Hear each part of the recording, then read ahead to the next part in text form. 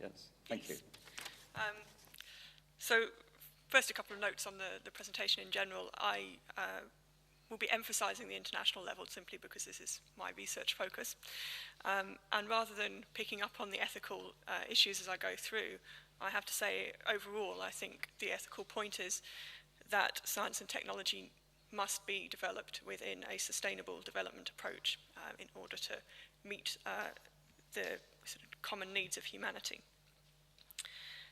So the first question I'll address here is, why would we want science and innovation governments to be compatible with sustainable development? I use science and innovation interchangeably when I discuss them, and this is because, and this is a quote from the Manchester Manifesto, it's a concern with all aspects of the science and innovation process which aren't separated anymore. I won't leave that up for too long, I've got quite a few slides to go through. These are key international documents that contain commitments to sustainable development. I'm not going to run through the contents of each of these documents, but sort of to summarize, these represent over the past 40 years, or almost 40 years, repeated commitments by the international community to take action for sustainable development. And importantly, every time they produce these documents, they also emphasize that science and technology have key contributory roles to sustainable development. So when we talk about a gap between commitments and action, the international community, so states, have been committing to these actions for nearly 40 years. They haven't got very far. So this is the international articulation of sustainable development. Simply development that meets the needs of the present without compromising the ability of future generations to meet their own needs. Obviously, that needs further elaboration, which is given internationally, but I'm going to concentrate on only a few key aspects which have particular relevance to science and technology. The first of these is to do with the meeting of human needs.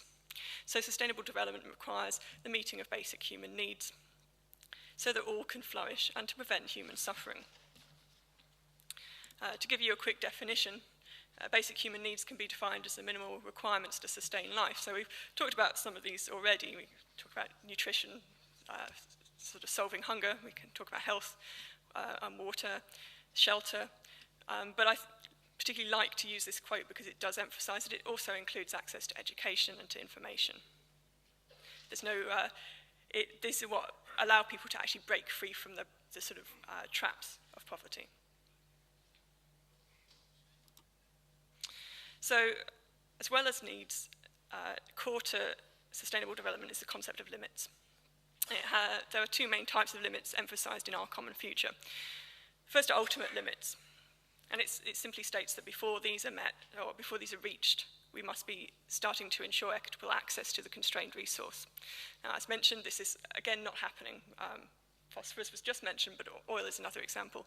We are coming, and clearly coming, to the end of these resources, but have not yet taken the actions to, for one thing, make them more equitably accessible, but also to provide alternatives.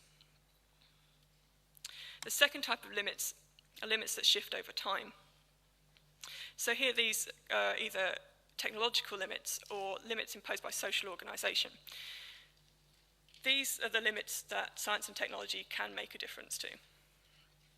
And so simply we can summarise the contributions of science and technology to sustainable development as meeting basic human needs and either adapting to or overcoming limits. And something else that's recognised in our common future is that sustainable development will be partly about economic growth. But not all forms of economic growth are compatible with sustainable development. I pick this out because this is the same statement can be made for science and technology governance. So sustainable development is partly about using science and technology to meet needs, to adapt and overcome limits, but not all forms of science and innovation governance will be compatible with this. Now, to give you some examples of some more specific roles that science and technology can play, these, again, are drawn from the international documents.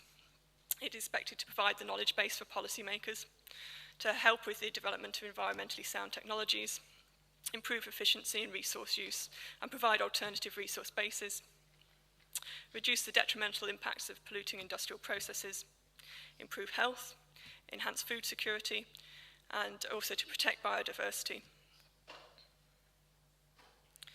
And a sort of simple but very effective statement on this is that simply without science and technology we cannot have sustainable development.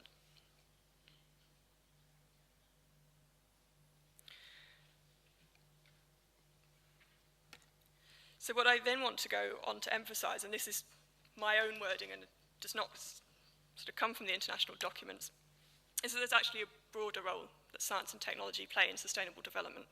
And that is that science and technology can be used to promote a more equitable development and reduce the gaps between developed and developing countries if we enable science and innovation capacity building in those countries so that they can undertake local research and development, that they can adapt technologies that are transferred to them to their local needs, and if we continue to diffuse scientific knowledge and transfer technologies.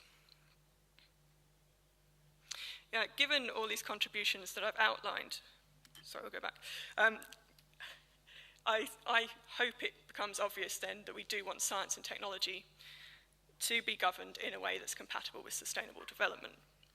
And I think the easiest way to illustrate this is to look at sort of a demonstration of how neglecting the sustainable development approach is affecting current and future outcomes of science and technology at present. So if you have science and technology outside of a sustainable development approach, they will still provide benefits, that's obvious. We do get benefits from science and technology. But meeting the needs of developing countries is problematic. And again, this goes back to the sort of market incentives are lacking for meeting those particular needs. What's also lacking is consideration of long-term impacts and of equity in policy making. And there's a continued concentration of research and development in developed countries and on commercial interests. At the moment, it is improving that situation. It's got to the stage, I think, the most recent figures of UNESCO, so that research and development is about 75% in the developed world and 25% in the developing world, which, however, is completely in disproportion to the population sizes.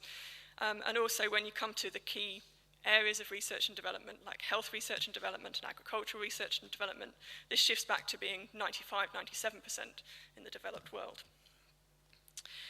There's also, again, because of markets, there's this lack of incentives for adapting technologies to the needs of the poor. It's all very well to be transferring technology to them, but if it's not made so that it's actually applicable to the local context, it's not of much use. And of course, the key example of that are the provision of computers to areas where there is no electricity supply.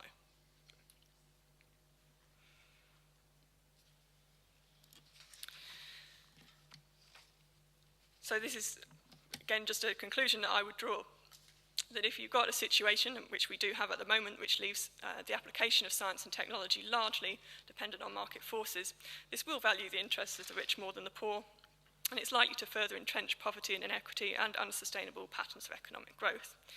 And therefore, not only is it desirable that science and technology should be governed in a sustainable development approach, I'd say there's also a moral imperative to do so. So the second question I'm going to run through is, what would compatible governance incorporate? So we can start with some principles. Here I want to emphasize the principle of common but differentiated responsibility. So this basically states that all states, all countries have a responsibility for making the necessary changes to move to a sustainable development approach. But the responsibilities for past and present unsustainable consumptions fall principally on the developed countries. The reason I particularly pick this out is that there are other things that then follow from this principle. But firstly, I would add that and again, this comes outside what's said in the international documents, but I would say that these states also have a greater responsibility because they hold the preponderance of power in international institutions. So alongside other factors, this means that they have the ability to make or block key changes. So in addition to this principle of common but differentiated responsibility, it's recognized that developing countries are not all in the position to be able to make changes in order to be developed sustainably without further assistance from outside. So that might be technical assistance, but it may just simply be financial resources, it may be institutional assistance. And again, this is something that has been committed to not only in the international documents on sustainable development, but in a number of supposedly legally binding international treaties. States commit again and again to technology transfer, to additional financial resources, and it's a key area in which progress has simply not been made. Now, this idea of providing additional resource flows is particularly emphasised when it comes to science and technology, and come across the need for science and technology capacity building. Now, this is key because as we keep moving forward and keep developing science and technology, the knowledge gaps are actually growing between countries, and knowledge has become the key source of development and also of economic power. So here, and again, this is our common future, so this is nearly 25 years ago, there are statements being made that procedures and policies that influence these exchanges must stimulate innovation, and they must ensure ready and widespread access to environmentally sound technologies. Now, this doesn't just go back 25 years, this goes back to the Stockholm Declaration of 1972. Even at this point, it's been recognised that scientific research and development are key if we're going to deal with environmental problems, and key to development. Again, it was recognised there that this includes open dissemination of scientific knowledge and information, transfer of technology, and transfer of know-how. So I would summarise where I think the principles should be going.